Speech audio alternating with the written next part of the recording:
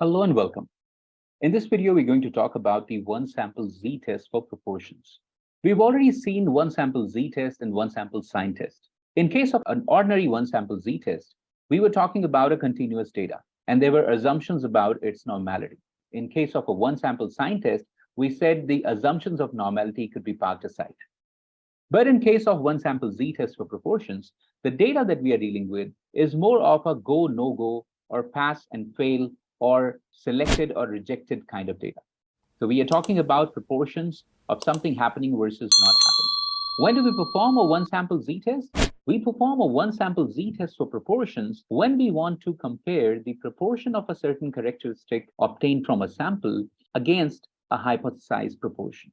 What are the main assumptions involved in one sample z-test for proportions? First two assumptions are pretty much common. We obtain the samples randomly, and we assume the observations of the sample to be independent of each other. One new assumption here is that of an adequate sample size. This assumption helps us approximate the binomial distribution to a normal distribution. Now, we've covered normal distribution at great depth in a previous video, and we introduced the idea of binomial distribution in the one sample sign test. So just in case you've not seen those videos and you're not familiar with these concepts, you may refer to those, else we are good to go. Let's move on to a problem statement and understand this better with the help of some data. There is a tough competition out there on leading online retail platforms. While these platforms list products from multiple vendors, they also have their own recommendations for the users based on popularity and customer feedback. For example, Amazon does something called as Amazon's Choice. Suppose Amazon is interested in determining if the proportion of 5-star, that is excellent ratings for a product, is significantly higher than the prevalent ratings for the product category, which would involve other products within the same category. We have a random sample of 200 ratings, and we want to test whether the proportion of 5-star ratings is greater than 0.75. Perform this test at 5% level of significance. So as you can see, we are talking about a proportion of some ratings.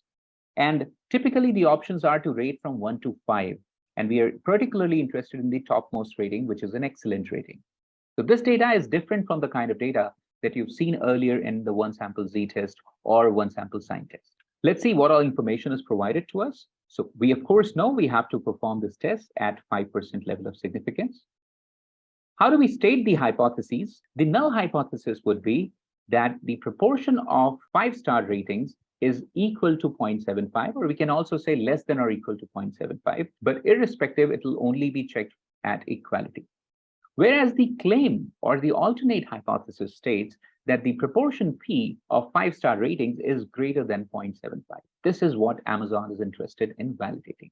Like any other test, this test would also have a test statistic. Let's see what is that. So the test statistic here brings us back to a normal distribution. The calculations are a little different and the ingredients are a little different. So what are the elements involved here? So we have this P hat, which is essentially the proportions as found in the sample. And P naught here is the hypothesized proportion. So P hat minus P naught is the numerator, and the portion that you see in the denominator here is the standard error for proportions. Again, you can see this is using P naught, which is the hypothesized proportion, and N is the sample size. Let's dive into the data and see how do we go about calculating this? Okay, so we've been given some data and we have different customers rating a particular product for which we are interested in finding the proportion of 5-star ratings. These are the customer IDs, and we have a total of 200 customer IDs, 200 customers, and these are the ratings that they've given on a scale of 1 to 5. What are we interested in? We are not interested in the data as is. We are interested in the proportion of 5-star ratings in this data. So the total ratings that we have are 200.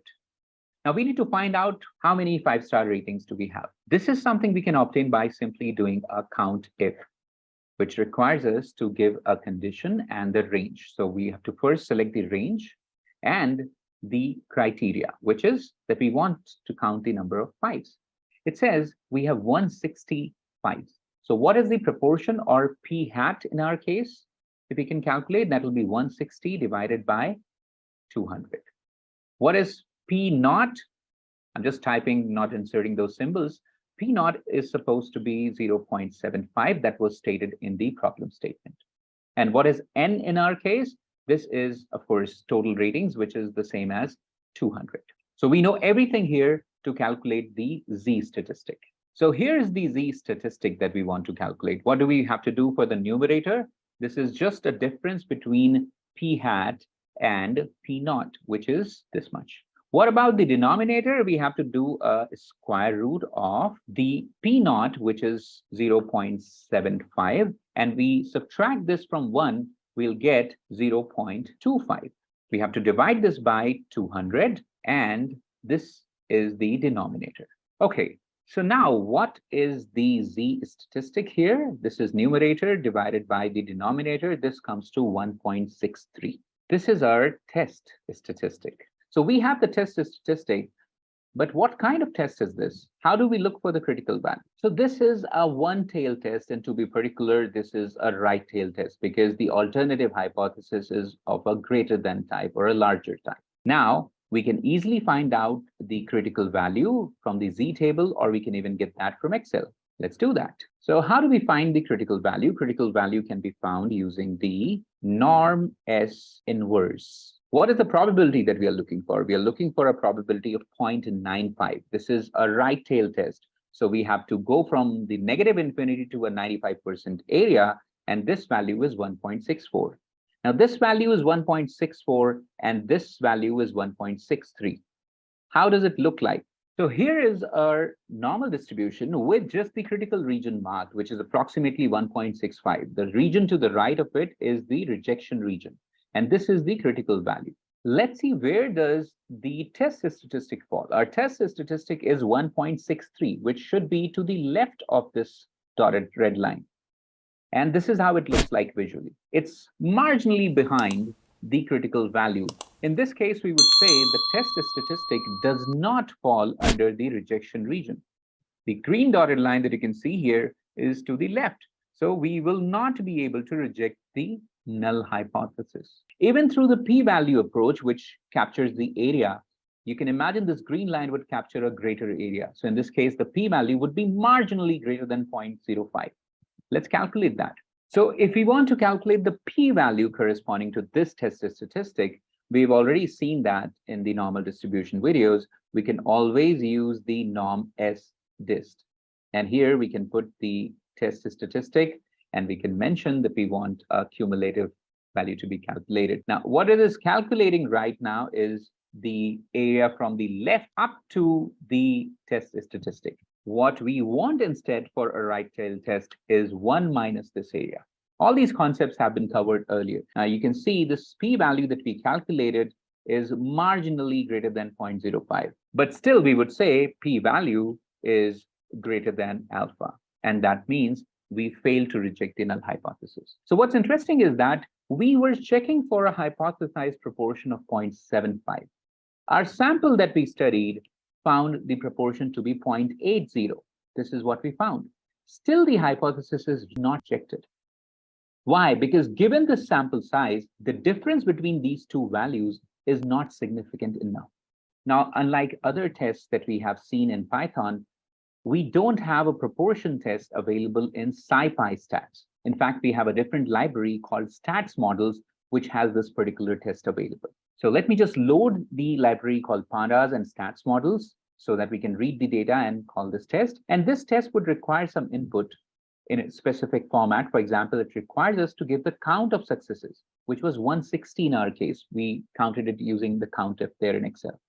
And the number of observations, of course, this was 200, and the hypothesized proportion, which was given as 0.75.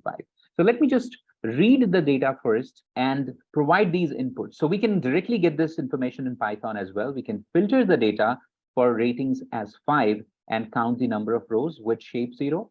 We can count the number of observations by just doing a shape 0 on the data frame, which will give me the number of rows.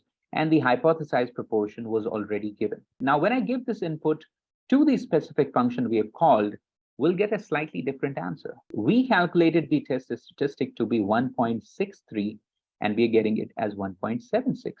We calculated the p-value to 0.051, but we are getting it's 0.038. We have chosen the right alternative hypothesis, which is a larger in this case. In SciPy, it says greater. In case of stats model, it says larger. That's one and the same thing. Why is this answer different? Let's understand this. So it's owing to a different formula that stats model is using under the hood. This is the classic formula you'll find in almost all these stats books. The difference is because in stats model, while calculating the standard error, instead of using P naught, which is the hypothesized proportion, they use P hat. The logic is same as you saw in case of a one sample t-test. In case of a t-test, we said we don't know the population standard deviation, so we approximate with the sample standard deviation. Something similar is being done in stats model. So what they do is they put P hat here instead of P naught. So if I rework these calculations for you, so the difference between P hat and P naught is going to be the same. P hat is 0.8 and P naught is 0.75. So this is one and the same. But the calculation of standard error varies. So we will say square root of, and here we are going to write not 0.75, but 0.8, because that's P hat, multiplied by 1 minus P hat, which is going to be 0.2. And we are going to divide it by 200, and this value is 0.028. Now, if I calculate the test statistic with this logic, you will get exactly what you were getting in Python. So just wanted to clarify, if you see that result, you shouldn't be confused. It's owing to the approximation that stats model does. Now, corresponding to this, what will be the p-value? Of course, we can calculate that using norm s dist, and where we can just pass the test statistic and mention that we want it cumulatively. Once again, this is not the answer. For a right tail test, we always have to do a 1 minus. So this is 0.0385, and this is exactly what you have in Python. The p-value is 0.0385. So now, interestingly, because of this change, the conclusion of the test also changes. Now you would say, because the p-value is less than alpha, which is 0.05, we reject the null hypothesis. Moreover, the test statistic, which is 1.76, falls within the rejection region. So visually, it looks like this. Now the test statistic is falling in the rejection region. Now, if you're confused as to what is the right approach, I would suggest you stick to approach 1, which is the classic approach. So when such questions are asked, you may want to first get the clarity. Do you want to solve it the classic way, which is the result I showed you first, or you want to use a library to solve this problem? Again, the answers are varying a little bit because there's a difference in the way stats model understands the standard error. But overall, you should be clear with the concepts. Not every time you're going to come across such borderline cases. So these values might vary, still your outcome might be the same. But in this case, it changed, and I just wanted to show you that example as well. Hope this gives you clarity. Thank you.